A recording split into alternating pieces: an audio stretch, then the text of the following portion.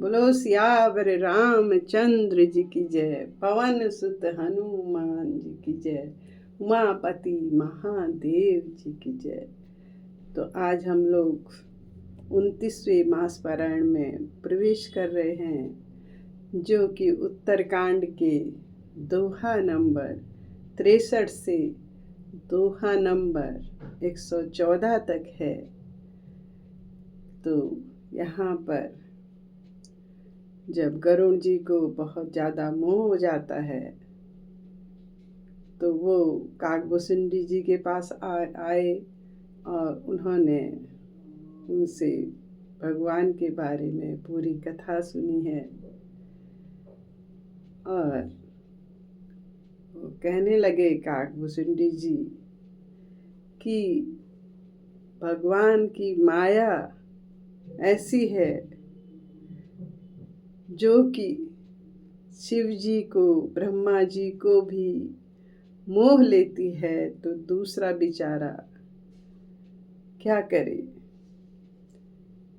ऐसा जान करके हमें भगवान की शरण में रहना है और उन्हें हमेशा भजते रहना है। शिव बिरंच कहूँ मोहहि, को है बपुरा आन, अस जिए जान भजहि मुनि, मायापति भगवान। तो इस तरह से सब लोग मायापति भगवान को भजते हैं और उनके गरुड़ जी के मोह को दूर करने के लिए काकभूषुंडी जी ने उनको सबसे पहले राम कथा सुनाई है कि किस तरह से भगवान का जन्म हुआ है। सबसे पहले नारद मोह के बारे में बताया, फिर नारद जी ने जब प्रभु को श्राप दे दिया ज्ञानवश, तो प्रभु ने वो श्राप को अंगीकार करते हुए अयोध्या में जन्म लिया। और जन्म लेने के बाद फिर विश्वामित्र मुनि थोड़े सालों बाद जब बच्चे ही होते हैं तभी उनको लेने आ जाते हैं और वहाँ पे मारीच, सुबाहु वगैरह का वध भगवान द्वारा होता है। फिर वो विश्वामित्र जी के साथ जनकपुरी जाते हैं, वहाँ पे धनुष भंग हुआ, प्रभु राम का विवाह हुआ है। और उसके बाद जब अयोध्या वापस आते हैं तो सारी जगह खुशियाँ हो रही हैं। लेकिन बीच में ही जब उनका जनक जी सोचते हैं, नहीं दशरथ जी सोचते हैं कि इनका राज्याभिषेक किया जाए, तभी वहाँ पर विघ्न पड़ जाता है और मंथरा कैकेयी को सिखा लेती है। और तब कैकेयी भगवान के लिए 14 वर्ष का वनवास मांग रही है और भरत जी को राजगद्दी सौंपने के लिए कह रही है। तो इस तरह से भगवान वनवास गए। फिर वहाँ पर सीता जी का हरण हुआ है और रावण उनको चुरा के ले गया है। पहले शूर्पणखा की नाक कटी, फिर रावण ने उसका बदला लेने के लिए सीता जी का हरण किया और उनको अशोक वाटिका में ले जा कर के रखा है। और फिर भगवान राम अपने वानर सेना सहित वहाँ जाते हैं और रावण का वध कर देते हैं और विभीषण को वहाँ की गद्दी सौंप करके वापस अयोध्या आते हैं। फिर राज तिलक होता है भगवान का। इस तरह से पूरी कथा काकभूषुंडी जी गरुड़ जी को सुनाए हैं। और इसके बाद गरुड़ जी उनसे पूछते हैं कि आपने काक देह किस कारण से पाई। तो वो अपनी पूरी कथा सुनाते हैं। काकभूषुंडी जी कहते हैं कि पहले मैं अयोध्या में मेरा जन्म हुआ, लेकिन अयोध्या में जन्म लेने के बावजूद भी मैं प्रभु श्री राम को अपना नहीं पाया, मैंने उनकी कभी भी पूजा नहीं की। फिर एक बार ऐसा समय आया कि मुझे उज्जैन जाना पड़ा, और उज्जैन जा कर के वहाँ मुझे एक बहुत ही अच्छे गुरु मिले, बहुत ही सरल स्वभाव के, जो मुझसे बहुत प्रेम करते थे। और उन्होंने मुझे शिव मंत्र दिया और कहा कि प्रभु राम शिव जी के उपासक हैं और शिव जी प्रभु राम के उपासक हैं, इसलिए प्रभु राम को भजना भी बहुत ज़रूरी है। तो वो जो गुरु जी थे बहुत ही सौम्य थे, सोबर थे, लेकिन मैं बहुत उग्र बुद्धि का चालाक, और मेरे मन में घमंड भी था।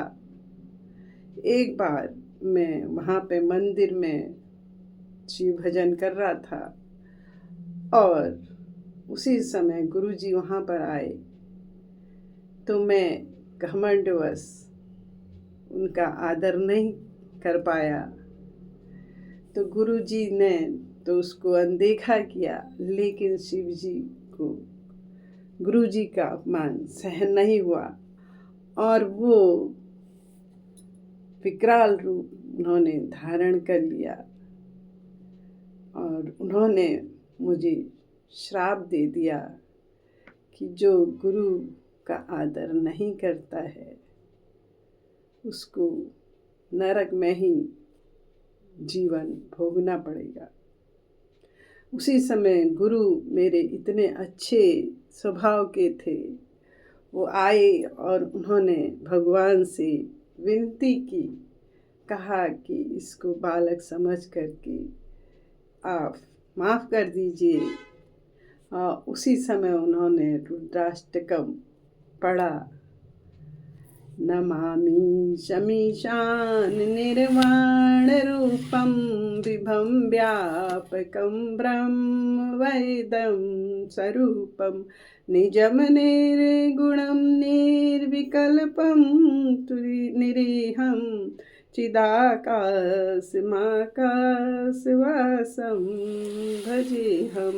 इस तरह से पूरा रुद्राष्टक उन्होंने पढ़ा, और रुद्राष्टकम इदं प्रोक्तम विप्रेण हर्तोषे ये पठन्ति नरा भक्त्या तेषां शंभु प्रसीदते। तो ये जो रुद्राष्टक उन्होंने पढ़ा, पूरा पढ़ा, यहाँ तो मैंने केवल थोड़ा सा प्रसंग में लिया है।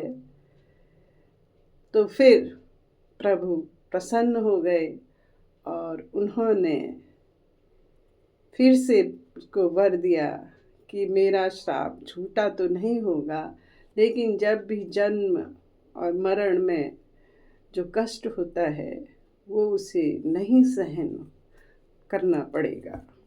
तो इस तरह से प्रभु ने मुझे